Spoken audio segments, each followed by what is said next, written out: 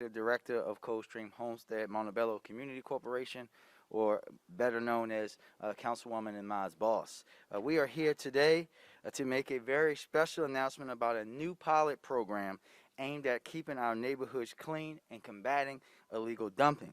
But first, I would like to remind everyone about the Mayor's Spring Cleanup, which is taking place later this month on Saturday, April 24th. This is a clean, where you live cleanup as we continue to navigate this pandemic of COVID-19. And everyone from Baltimore knows that that's something that we have done in our city for a long time. You clean in front of your house, your step, your stoop, your gutter, and that's what we're trying to bring back, that sense of self-responsibility that all of us have, a part that we all have to support our workers in DPW, community organizations like CHUM, into keeping our city and making our city a cleaner place. I encourage every single community, every block, every neighborhood to participate in this most important spring cleanup. If you call 311 or visit BALT311.baltimorecity.gov. Again, that's BALT, B-L-T, 311.baltimorecity.gov. You can register your neighborhood or your block's cleanup to get bags to support your efforts. Of course, this is an annual tradition for Baltimore for us to come together to clean our neighborhoods. Through teamwork and community collaboration, we can keep Baltimore City clean. So join us and spring yourself and your neighborhood into action on April 24th. And especially for young people, this is something that you can get community service hours for. And we know that our city has its challenges around illegal dumping. As many of you will remember, as council president, I led a roaming team throughout the city, throughout the summer and early fall, of cleaning up in neighborhoods, and we'll look forward to starting that again. And I am extremely excited to be here today in CHUM to announce a pilot program to do just that. In a community that is near and dear to my heart, CHUM here in Northeast Baltimore is where I first cut my teeth as a community organizer. I spent probably more hours cleaning up in this neighborhood alongside Mark and Ron and the entire team from CHUM than any neighborhood in the city. And what I always appreciated about coming to CHUM for a community cleanup is that it was community driven. It was not let's wait for the city, let's not wait for someone else. It was how can we take responsibility for our community and be a part of cleaning it up. And I think that where we are today is actually, Mark, where we said we wanted to be back then. And that's to have a partnership with the city, would directly support neighborhoods who wanted to take responsibility for the conditions of trash and cleanliness. So this pilot program will enhance our DPW cleaning services by hiring residents of this community, of Coldstream Homestead Montebello, to clean up their neighborhood. 3 residents will be hired as a part of this pilot, paid $15 an hour to clean streets and alleys across CHUM. They will also receive workforce development training, but it doesn't stop there. Give them a second to go past.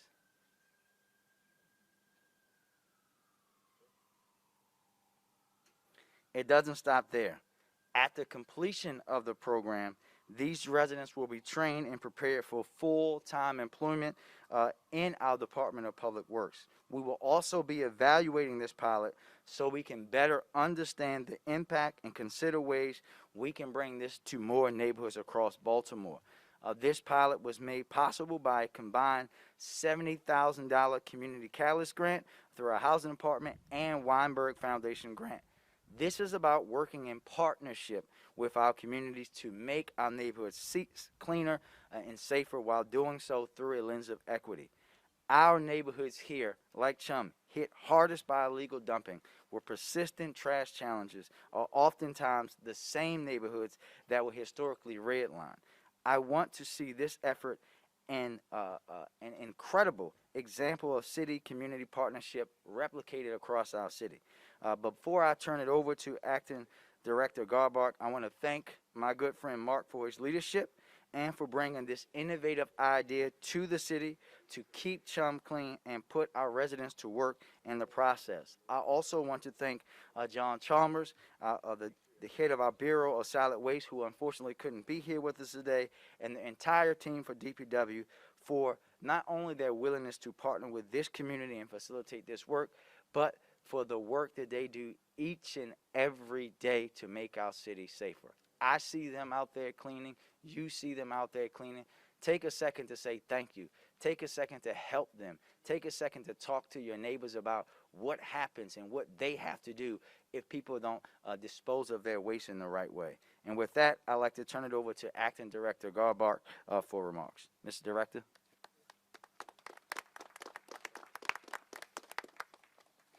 Thank you, Mr. Mayor. The Department of Public Works is excited to join you today to celebrate this innovative program. We appreciate the work of community leaders who are working every day to improve their communities. Collaboration with community organization groups improves the work we do and improves beautification of the city. Mark Washington is a leader in the Coldstream Homestead Montebello community who had an idea for cleaning his neighborhood as part of a bigger plan to support redevelopment and beautification. He has worked hard to secure funding and forge partnerships to achieve his vision of a clean community. It is truly inspiring to witness Mark's energy and commitment to the neighborhood and to the city overall. CHUM has secured grants to fund staffing and equipment so they can proactively clean the area quickly and efficiently.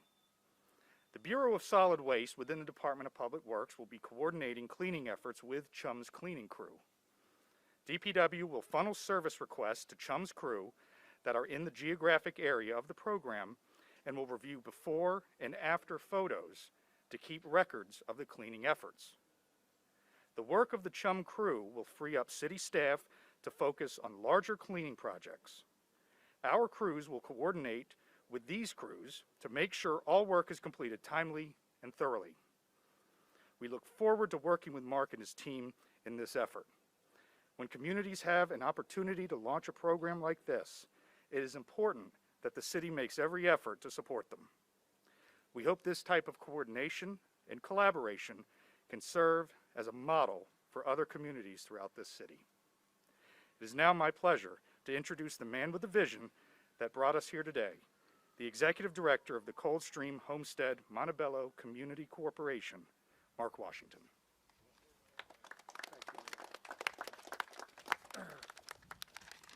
I want to thank you all for coming out today. It truly is a historic and monumental day for us here in CHUM. I think Mayor Scott is being too kind to me. I don't know if Mayor Scott recalls on one of the many cleanups, particularly one we did on Tivoli, where he came up with an idea that I just thought at the time was crazy. He was like, you know what we should get? We should get some trash trucks. We should get a dump truck from the city, and we can haul this stuff away on our own. So I said to him, I said, from your lips to God's ears. And thankfully God was listening, because today we are here with trash truck, not one, but two, as well as a dump truck, to tackle the scourge that is illegal dumping in Baltimore City. This pilot program will serve as a data-driven approach to determine the efficacy of equipping and empowering Baltimore neighborhoods with the tools needed to support and aid the city's effort in combating illegal dumping. Providing skill development and living wage employment opportunities for young people from the community to act as agents of change in their community is a vital component of this pilot program. My grandmother used to say, it's not where you live, but how you live. And today, with the support of Mayor Brandon Scott, our partners in solid waste, DHCD, the Harry and Jeanette Weinberg Foundation, and Healthy Neighborhoods, the communities of Coldstream, Homestead, Montebello choose to live with illegal dumping no more. Today, we choose to be the change. Thank you. And thank you, Mayor Scott, for this.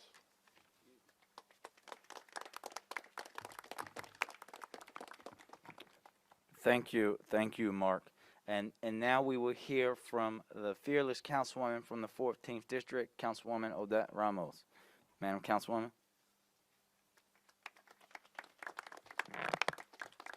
Thank you, Mr. Mayor. Thank you, everyone, for being out here today. This is so exciting, and I'm honored to have this amazing program in our district. I also want to make sure that we thank Councilwoman Mary Pat Clark, who also was part of the team to put this together prior to my being on the City Council. This is really amazing. There are a group of council members and I that are working together on combating illegal dumping across the city. And when we have innovative approaches like this, we need to spread that out across the city. So I'm honored to be working with my colleagues on increasing the fees if you illegally dump, but also making sure that we spread these innovative approaches across the city to our other council districts. So thank you very much, Mark Washington and Mayor Scott, for your vision, and thanks to the whole crew at Coldstream Homestead Montebello, because this is a community that is dedicated to making sure that no one else dumps on our neighborhood. Thank you. And before we take questions, Mark has some further things he would like to address. Mr. Washington? Yeah, as Mayor Scott alluded to, we've been working together hand in hand well before Mayor Scott became an elected official. This has been a true mission for him and his calling in life. But since we've been together for so long, it means that we have also gifted Mayor Scott with numerous birthday presents, not because of anything special other than just the fact that he is a special person that puts his money and his body and his action where his mouth is. So today we're going to present Mayor Scott with two things. The first is the official uniform for the Chum Clean team. Yes. So,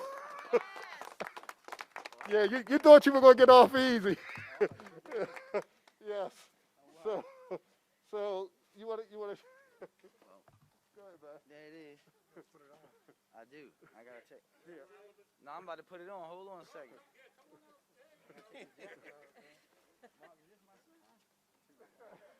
It's just,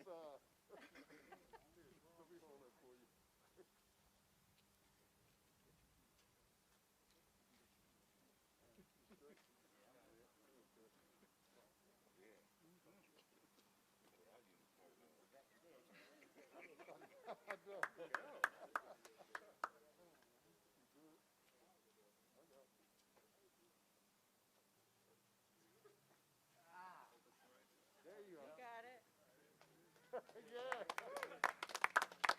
We got an alley to clean up later on. You gotta say that. That's funny. There we go. Now, I knew Mark wasn't going to let me come up here and not do any work. But thank you. Now we'll take questions, everyone. Wait.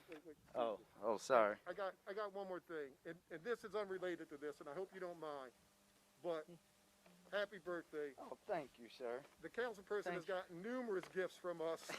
Thank you. The mayor is now receiving his first official Birthday gift. present. Thank sir. you. Thank you, sir. I'm going to see what that is later on. Questions? Who's first? Oh, Mike's over here. I'm looking for the mic. Dan? Thank you, Mr. Mayor, and happy belated birthday to you. Thank you, sir. I have two questions, if that's all right. Yeah. And the first one is regarding who you're hoping to recruit and who DPW is hoping to recruit for this. Obviously, $15 an hour, maybe some children, like 18 years old, that type of stuff. Children who may be out of school. Who do you hope to recruit for Well, this? it's not about who DPW or I hope to recruit. Mark is the community leader here. He knows. I know who they are just because of my connection to the neighborhood. But there are young men and women in this neighborhood who need the opportunity. And I know, I'm going to allow him to come up and answer. I know that's what he's going to say. It's about providing the opportunity for someone who lives in Chum, someone who may have lost their way, to be a part of cleaning their neighborhood and helping a neighborhood that is having a revival. When you think about the development that's coming to Tivoli, the Tivoli Hugo Fenwick triangle, that when I was a high school student a few minutes away, it was one of the most violent areas in the city. When I came to City Hall as a staffer, basically Mark and I were the only people that would walk down that block, right? That's the kind of person that you're trying to get into this job. Mark, you want to address that? So we have three people working with us. One is here today, Ron Lindsay. He actually is going to serve as supervisor. But two of the young men, Shabazz and Jamar, have been with us for a while. Shabazz was a young man who lives in the community on Carswell Street, couldn't be with us today, but he had previously been involved in the criminal justice system. Nevertheless, he worked with us through the community service program, and then we brought him on as a youth worker. He is still working with us today, and I am glad that we are going to be able to pay him and Jabbar $15 an hour to help clean their community, because they've been doing it without recognition for quite some time. Thank you. And an off-topic question for you, Mr. Mayor, just about police reform in Annapolis and the General Assembly overriding the vetoes of the governor. I'm just looking to see how you believe this may make Baltimore a safer city. Well, listen, you cannot be a city that's as safe as we need to be, or a state or a country as safe as need to be, with everything that has been going on in our country. You have to evolve and change things to be more representative of everyone. And I am grateful to the General Assembly for overriding the governor's veto. We know that here in Baltimore City, a lot of the things that people are discussing because of our consent decree and us being a leader in reform, we are ahead of the pace there. And it's about having policies in place that keep everyone safe. This is not about us singling out any person versus the next, or a type of job versus the next. It's about fairness, this is about equity, and it's about valuing all lives, something that has not happened in this country over the years. Thank you, Mr. Mayor. Thank you. Sir? Mr. Mayor, how you doing, sir? I'm good, sir. Birthday. Thank you. One of our reporters with Channel 2, Maria Savaste, has done countless stories on, dumping, illegal dumping. And one of the things that neighbors were saying to Mallory is penalties. Because once you guys clean up, folks come back again. And are you, looking at any kind of penalties for folks over, as you start this program? And then the second thing, are you teaming up with any other agency? Like back in the day, the Afro had Clean Block, and you could win an award and money and stuff like that. So are you looking to team up with other agencies? Yeah, I'll answer the second question first, Mr. Pete. As we come out of the pandemic and we get back to quote-unquote normal cleanups, we will absolutely be looking to not just reinstitute Afro Clean Block, but how we can take that to the next level with other organizations and partnerships to make sure that we're bringing back that model of community and block by block pride in that sense. And to your first question, we already have, we know that our DPW and housing work hand in hand to identify people who are dumping trash. We give fines and citations. Actually, when I was on the council, we raised them. You heard from the councilwoman today that they're going to be working with all of us to see if we should be raising those fines, how we should be addressing that. But it's not just about the enforcement piece. We're going to continue to do that. I want everybody under the sound of my voice to hear that every time these gentlemen come out into a neighborhood and they're cleaning it up, we can't just allow people to come back in. We need more information on the cars that are dropping these things off. Oftentimes, and the housing department will tell you, we get trash dumped from other places in the city. We have to be better, and we'll look at every system that we can to stop illegal dumping. Thank you. My last question, is he going to sing happy birthday to you? He absolutely not is singing happy birthday today. Mark has many talents. Singing is not one of them. Ma'am? I just have to say I love the suit, Mayor. Thank you. It's great. It actually feels more comfortable than a regular suit for me. I'm sure, yeah, it looks comfortable. My question is just expanding on that former question about police reform. As you know, there are some critics out there who are worried about retention and retaining and hiring of police officers. Do you have any comments to those critics about what that means also for public safety here in the city? Yeah, I think that we have to understand if we think that the way that we've been operating, not just here in Maryland, but around this country, with what this moment that we are living in doesn't need change, then people are blind. We have to change and evolve. And when that comes, it also comes to with a higher level of responsibility on how we communicate to people, how we're bringing people into public safety, how we're focusing in on having homegrown talent there. This is not just about singling out police officers. This is about equity and fairness. This is about making sure that we have policies that are based in the 21st century and the world that we actually live in, not the world that folks 30, 40 years ago thought we should live in. Thank you. Thank you. Anybody else? Thank you, everybody.